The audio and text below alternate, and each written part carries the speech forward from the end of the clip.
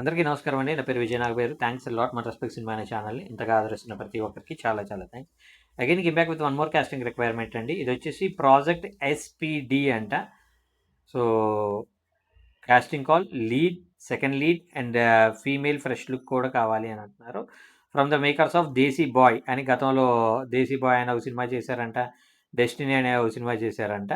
So reels will not be entertained, send 3 photos and 1 minute acting video with your contact details అని ఇక్కడ వాళ్ళ contact number ఇచ్చారండి. అది నేను మీకు చెప్తాను. దానికంటే ముందు మన సబ్స్క్రైబర్ అడిగిన ప్రతి ప్రశ్నకి సమాధానం చెప్పడం అనేది మన బాధ్యత కాబట్టి, మన సబ్స్క్రైబర్ ఏమి అడిగారంటే, సార్ ఈ మధ్య ఇండస్ట్రీలో కాస్టింగ్ డైరెక్టర్స్ అనే వాళ్ళు చాలా ఎక్కువైపోయారు, కాస్టింగ్ డైరెక్టర్స్ వల్ల నిజంగా పని దొరుకుతుందా అనే టైప్లో అడగడం జరిగింది. ఇక్కడ సింపుల్ థింగ్ ఏంటంటేనండి, కాస్టింగ్ డైరెక్టర్స్ అనేవాళ్ళు వాళ్ళ రేంజ్ ఏంటి, వాళ్ళ స్థాయి ఏంటి అనేది ముందు మనం తెలుసుకోవాలి. ఇప్పుడు కొంతమంది కాస్టింగ్ డైరెక్టర్స్ ఉన్నారు, పెద్ద పెద్ద కాస్టింగ్ డైరెక్టర్స్ ఉన్నారు. వాళ్ళ వల్ల మనకు ఖచ్చితంగా పని దొరకడానికి ఎంతో కొంత పాసిబిలిటీస్ అనేవి ఉంటాయి. అలా కాకుండా కొంతమంది స్క్రాప్ ఉన్నారు. వాళ్ళు ఏం చేస్తారంటే ఆఖరికి జూనియర్ ఆర్టిస్టులను కూడా తీసుకెళ్ళిపోతున్నారు. ఇప్పుడు జూనియర్ ఆర్టిస్ట్ అంటే ఏంటి? ఫర్ ఎగ్జాంపుల్ వాళ్ళకి పేమెంట్ వచ్చేసి 500, 600 ఇచ్చేసి మార్నింగ్ తీసుకెళ్ళి ఈవినింగ్ వరకు వచ్చేసి 500 ఇవ్వడానికి కూడా 5-6 months టైంని వేస్ట్ చేసే వాళ్ళు ఉంటారు. ఇక్కడ సింపుల్ థింగ్ ఏంటి అంటే, మీరు ఎందుకు పని చేస్తున్నారు అనేది మీరు మెయిన్గా గుర్తుపెట్టుకోవాలి. ఒకటి డబ్బు కోసమా, 2 పేరు కోసమా, లేదంటే ఇండస్ట్రీలో వెలగాలి అని ఒక కోరిక. ఫర్ ఎగ్జాంపుల్ మీకు అర్థం అవడం కోసం చెప్తాను, పేరు చెప్పను. పేరు చెప్పి ఆయన స్థాయిని పెంచడం కానీ తగ్గించడం కానీ నాకు ఇష్టం లేదు. ఇప్పుడు మంచి భూమిలో ఉన్న ఒక హీరో ఎవరైతే ఉన్నారో ఆయన ఇనీషియల్ స్టేజ్లో జూనియర్ ఆర్టిస్ట్గా చేశాడు. జూనియర్ ఆర్టిస్ట్గా చేసే టైంలో అతను కొన్ని రోజులు వెళ్ళిన తర్వాత అబ్బాయి ఇది నాకు వర్కౌట్ అయ్యేటట్టు లేదే అనుకొని అతను ఏం చేశాడంటే థియేటర్ బ్యాక్గ్రౌండ్కి వెళ్ళాడు. థియేటర్ అంటే ఏంటి? నాటక రంగానికి. నాటక రంగానికి వెళ్ళి అక్కడ నాటకాలు వేస్తూ అక్కడైన పరిచయాలతోటి మళ్ళీ సినిమా ప్రయత్నాలు చేస్తూ అక్కడ నాటక రంగం నుండి ఎవరైతే సినిమాల్లోకి వస్తున్నారో వాళ్ళ ద్వారా ప్రయత్నించుకుంటూ ఈ రోజున ఒక మంచి హీరోగా స్థిరపడ్డాడు. అంటే మంచి హీరో అంటే ఏంటి? కనీసం 10 కోట్లు ఆయన మీద పెట్టుబడి పెట్టే ఒక స్థాయికి ఆయన ఎదిగారు. సో ఇక్కడ నేనేమంటాను అంటే, మీరు కాస్టింగ్ డైరెక్టర్ల ద్వారా మీరు డబ్బు కోసం వెళ్తున్నట్లయితే ఆ డబ్బులు వస్తాయో లేదో గ్యారంటీ లేనట్లే.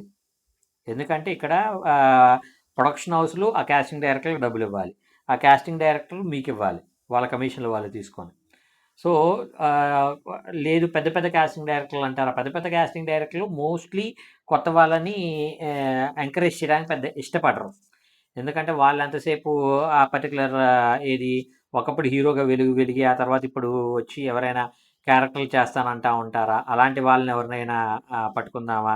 ఫర్ ఎగ్జాంపుల్ మీకు అర్థం అవడం కోసం, అన్నయ్య సినిమాలో వెంకట్ అనే ఒక హీరో ఉన్నాడు.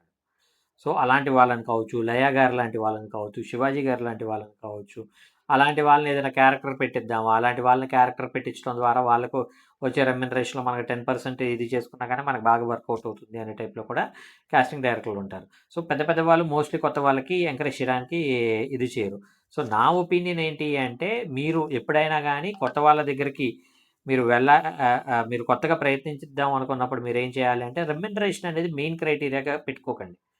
దాని బదులు మీరు వెళ్ళి ఆ కాస్టింగ్ డైరెక్టర్ మాట్లాడండి, అన్న నేను చేస్తా, మీరు అడిగితే నేను చేస్తా, కానీ నాకు రూపాయి రెమ్యునరేషన్ ఇవ్వకపోయినా పర్లేదు, నాకు వచ్చేది ఏదైతే ఉందో పేమెంట్ ఫుల్ నువ్వే తీసేసుకో.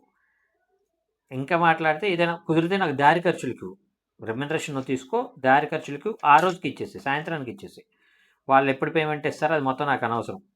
సో దారి ఖర్చులు చూసుకొని నాకేం చేస్తావు అంటే, అందులో అసిస్టెంట్ డైరెక్టర్లో ఎవరో ఒకరి ద్వారా అక్కడ ఏదైనా డైలాగ్ పడే ఒక క్యారెక్టర్ ఉందనుకో, ఆ డైలాగ్ పడే క్యారెక్టర్ నాకు ఇవ్వు. కొంచెం ఒక క్లోజ్ షాట్లోనో లేదంటే ఒక డైలాగులు చెప్తూనో ఇలాంటి ఒక క్యారెక్టర్ ఉంటే చెప్పన్నా అంటే, వాళ్ళు తప్పకుండా మీ గురించి ఆలోచించడానికి ఒక పాసిబిలిటీ అనేది ఉంటుంది. అర్థమైందా? సో అలాంటి ప్రయత్నాలు చేస్తే మీరు సక్సెస్ అవ్వడానికి ఇది అవుతుంది. అంతే తప్పించి లేదు నేను వెళ్తా ఉన్నాను, నేను డబ్బుల కోసమే ఇండస్ట్రీకి వద్దాం అనుకుంటున్నాను అంటే, ఇక్కడ సక్సెస్ ఉన్న వాళ్ళకి మాత్రమే డబ్బు వస్తుంది. కాబట్టి సక్సెస్ కోసం ప్రయత్నించే వాళ్ళకి ఎప్పటికీ డబ్బు రాదు. అది మీరు మెయిన్గా బ్రెయిన్లో పెట్టుకోవాలి. హోప్ మీకు అర్థమైంది అనుకుంటున్నాను. ఇంకా మీకు ఎలాంటి డౌట్స్, క్వశ్చన్స్, క్వైరీస్ ఏదైనా ఉన్నట్లయితే తప్పకుండా కమెంట్ రూపంలో అడిగే ప్రయత్నం చేయండి. ప్రతి ప్రశ్నకి సమాధానం చెప్పడం జరుగుతుంది. So getting back to the casting requirement, వీళ్ళ కాంటాక్ట్ నెంబర్ చెప్తాను, నోట్ చేసుకోండి. 9030 నెంబర్ చెప్తాను, కానీ ముందు లైక్ చేశారా? లైక్ చేయకుండా నెంబర్ని ఎలాగ ఎక్స్పెక్ట్ చేస్తున్నారు? తప్పు కదా అది. లైక్ కొట్టండి. వీళ్ళంత ఎక్కువ మంది షేర్ చేయండి. ఎవరైతే సబ్స్క్రైబ్ చేసుకోకుండా చూస్తున్నారో please do subscribe. So disclaimer మీ అందరికీ తెలిసిందే కదా, నేను పెట్టే ఏ పర్టికులర్ కాస్టింగ్ రిక్వైర్మెంట్కి నాకు ఎటువంటి వ్యక్తిగతమైన లావాదేవీలు వీళ్ళెవరో కూడా నాకు తెలియదు. పిల్లలు ఎవరైనా మిమ్మల్ని డబ్బులు అడిగినా మోసం చేసే ప్రయత్నం చేసినా నమ్మకండి, మోసపోకండి, జాగ్రత్తగా ఉండండి.